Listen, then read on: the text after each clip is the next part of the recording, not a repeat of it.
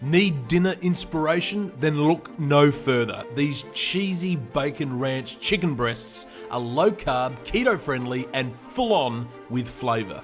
He's got budget meals for families, delicious new recipes. Bring your friends over, let's make it and share. It's Nicko's kitchen where satisfying meals are prepared. So into a saucepan over a medium to high heat, I'm adding in some olive oil along with bacon strips. Now, we want the bacon crispy, so let all that fat render down and cook both sides for around 5 to 7 minutes. You want that bacon almost frying in its own fat.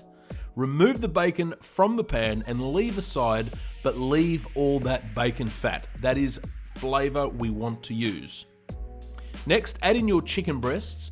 I'm leaving mine quite thick, but you could easily cut them in half if you wanted to.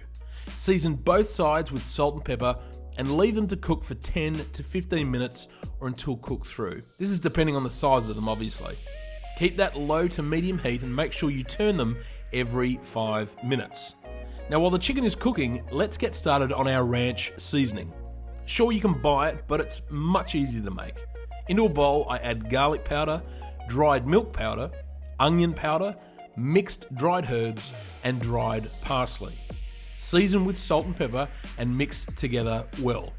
The other steps you can do while the chicken is cooking is cut your bacon into pieces and chop up some fresh chives.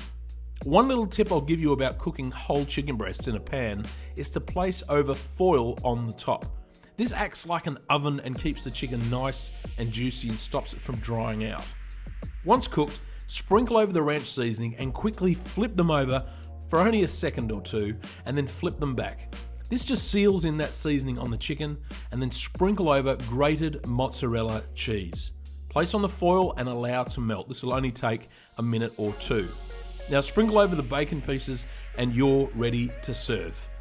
Top the breast with fresh chives and then serve them immediately. Everything is so juicy, the chicken's so tender when you cut through it, and all those juices makes its own sauce.